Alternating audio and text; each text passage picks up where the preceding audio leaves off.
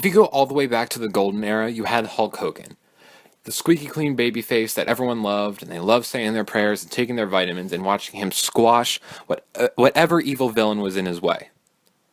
And then fast forward a couple more years, it's about 1992, 1993, and people just kind of stopped caring. Hulk Hogan wasn't the big news anymore.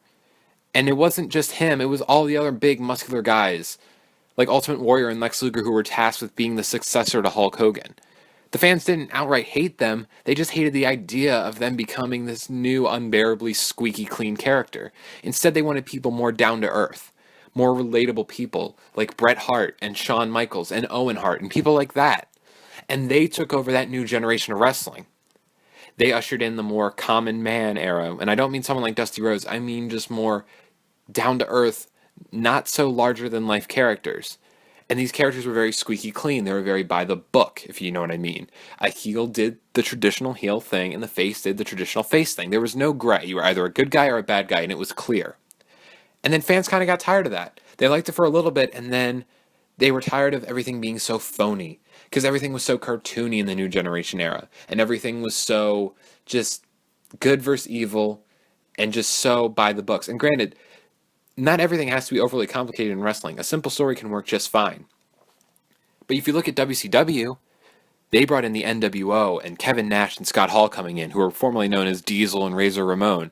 They're running amok in WCW, and you have Hulk Hogan turning heel, and you have this new organization that's completely taking over the world of wrestling, and it's drawing everyone's attention away because they like the realism aspect of it. So then Vince McMahon has no choice but to usher in the Attitude Era.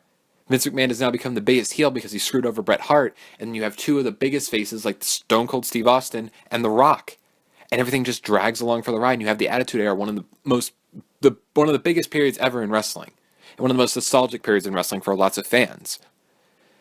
And then you have the Attitude Era kind of die down, not because people hated it per se, but because it was time for it to go.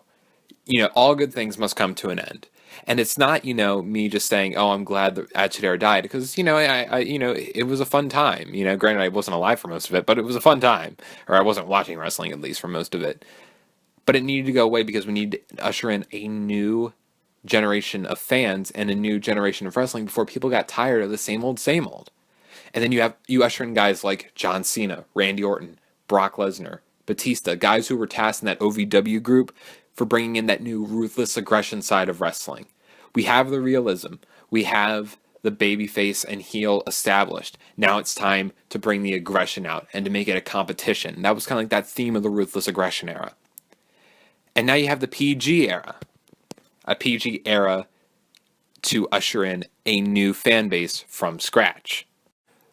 The point is, you have a new generation of fans that you want to usher in. So you have the PG era, and you change John Cena. Not necessarily, John Cena started off as the rapper, thugonomics and shit. And then he started to get that hustle, loyalty, respect thing around WrestleMania 22, where he was very respectful and, very courteous and very, a good face of the company. Let's just say it like that. And then around 2009, 2010, he kind of switches to the funny attitude. Around 2006, 2007, even in 2008, he really didn't have that funny edge to him. It was kind of like mid 2008, right when the PG era started, really, because was it the day after WrestleMania 24, I think, is when they went PG, something like that. Around the mid 2008 is when he started to get that little funny edge to him. And you know what? A lot of diehard fans like us on YouTube hated it. But the problem is WWE doesn't care. They want the casual fans because they know they're going to get more kids to like wrestling. Those kids are going to ask their parents for pay-per-views and merchandise, and the parents are going to buy it for them because they want their kids to be happy and they want to buy their kids presents that they'll like. It's as simple as that. It's a marketing strategy. That's really all this is. And I'm not saying the reason they went to PG was for a marketing strategy. I think Vince McMahon has always wanted a PG show, and the Attitude Era was, again, a one-off thing, and it's not coming back, so that's not what I'm getting to. But at the same time, they are marketing to this different audience to usher in new people. But here's the thing. This is what goes back to my audience changing. And the big thing about the audience changing is Vince McMahon has always been kind of behind on that. The only time he really jumped the gun was the Attitude Era, because he realized, again, when he screwed Bret Hart, Vince thought everyone would cheer him and he would be the face in the situation. Bret Hart would be the heel, but then the people said, no, you screwed the guy out of his belt. And then Mr. McMahon, the heel, was born. And then you had Rock and Stone Cold, the two biggest faces, and bam, Attitude Era, it gets going. That's just how it goes. Here's my thing.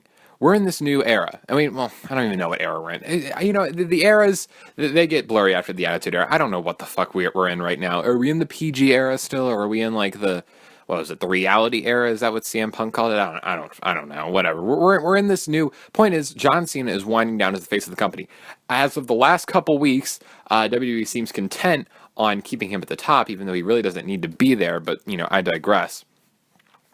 Sooner or later, Cena's going to retire or really, really wind down within the next maybe 5 years. I'm going to give him that.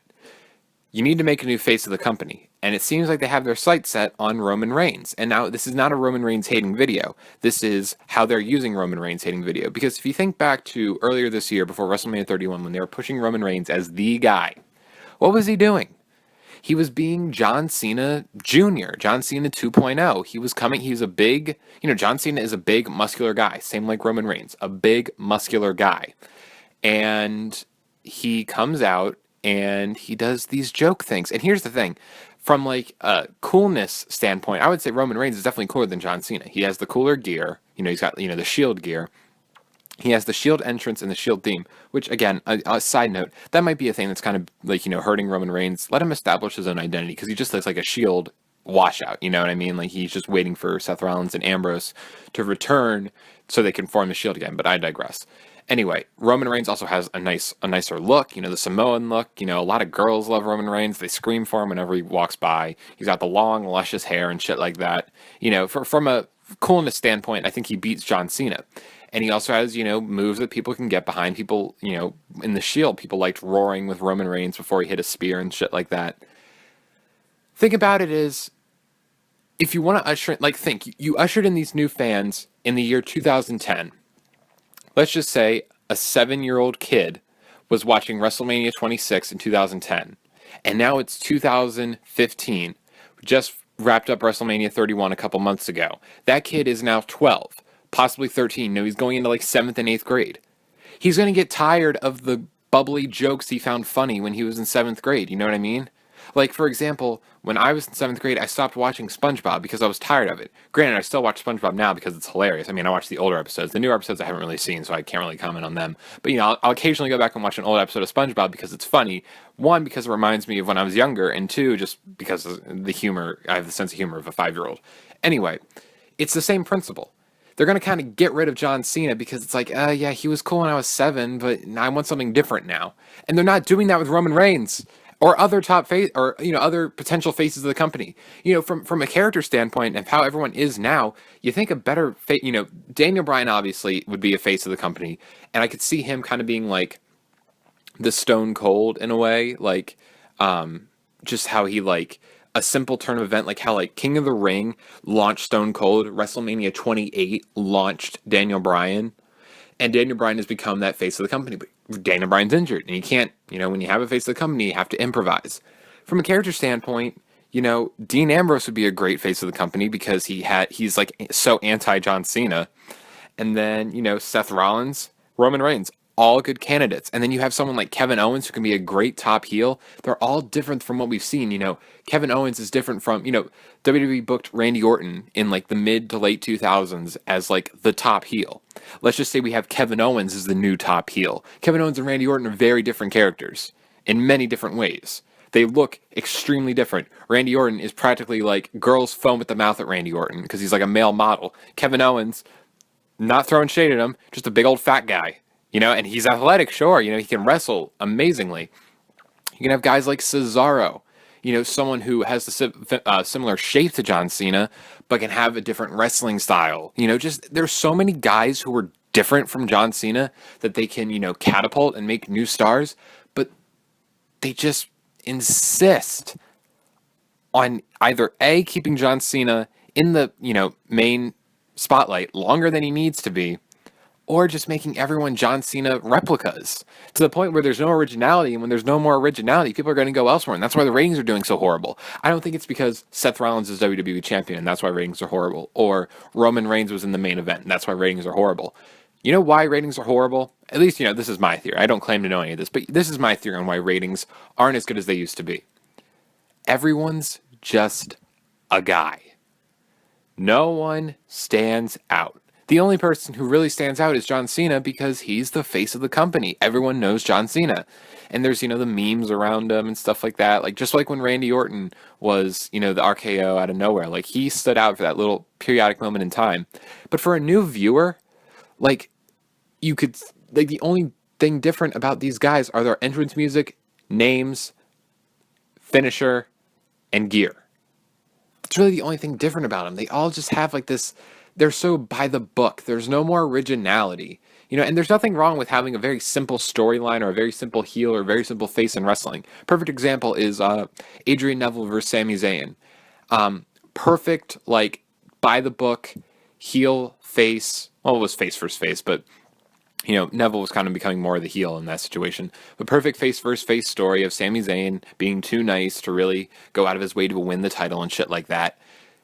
Just think about it for a sec. There's no more originality in wrestling. It's just everyone's just clumped together in this giant circle. And, the title, I remember Cena said the title doesn't make the man makes the title.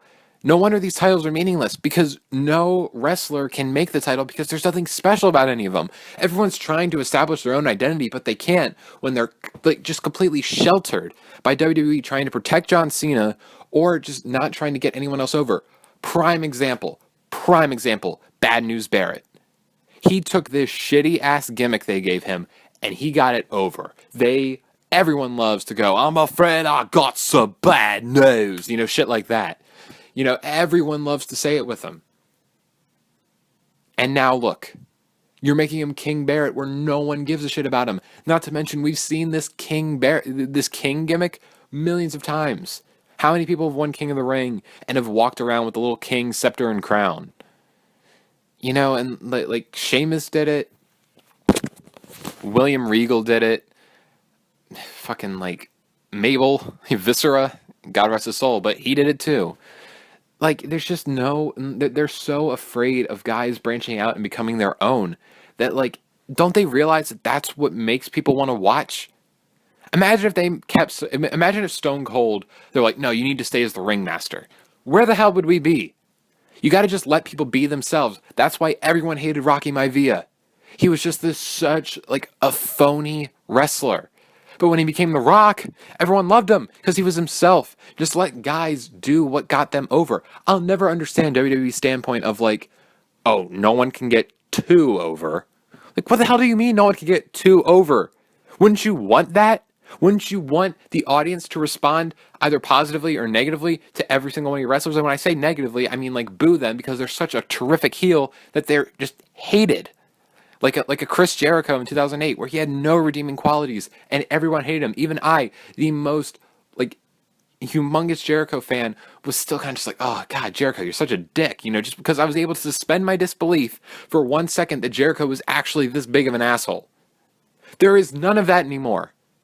Granted, it might be because we all just see through pro wrestling because we just know so much. We've been watching it for so long, and we just have learned kind of some of the tricks. But there's nothing anymore. There's nothing to there's nothing to get behind because WWE squashes everything. All those guys I mentioned before, Hogan, Bret Hart, Shawn Michaels, The Rock, Stone Cold Steve Austin, John Cena, and hell, even to the likes of Randy Orton and Batista and Brock Lesnar, they were all put on that pedestal because they have something different about them that was previous to their era or generation before them. Hogan was the megastar. Bret and Shawn were the wrestling alternative. Stone Cold and The Rock brought that attitude that the squeaky clean Bret Hart and Shawn Michaels did not. John Cena, Randy Orton, Batista, Brock Lesnar, they brought in that new generation of the ruthless aggression in wrestling. What did this generation bring in? There's a lot of great people involved. Daniel Bryan is the only person, in my opinion, that has been able to break this shut like glass ceiling that WWE has put above everyone. And that's because the people had to squeeze WWE by the balls to get him. You know what I mean? Like, they were content on having Daniel Bryan versus Sheamus at WrestleMania 30. But, you know, it was the fans that had to go and fuck it up and throw Daniel Bryan in the main event. Daniel Bryan is really the only person who has excelled in this era in terms of creating his own identity. Sure, everyone has their own character, but aside from that, what else is there? Again, I don't know. I'm sorry. I think this is a little bit of a long video. Bear with me, guys. I'm sorry. I had to go on a little bit of a rant, but not a lot of wrestlers have that. And it's not their fault either. It's not their fault.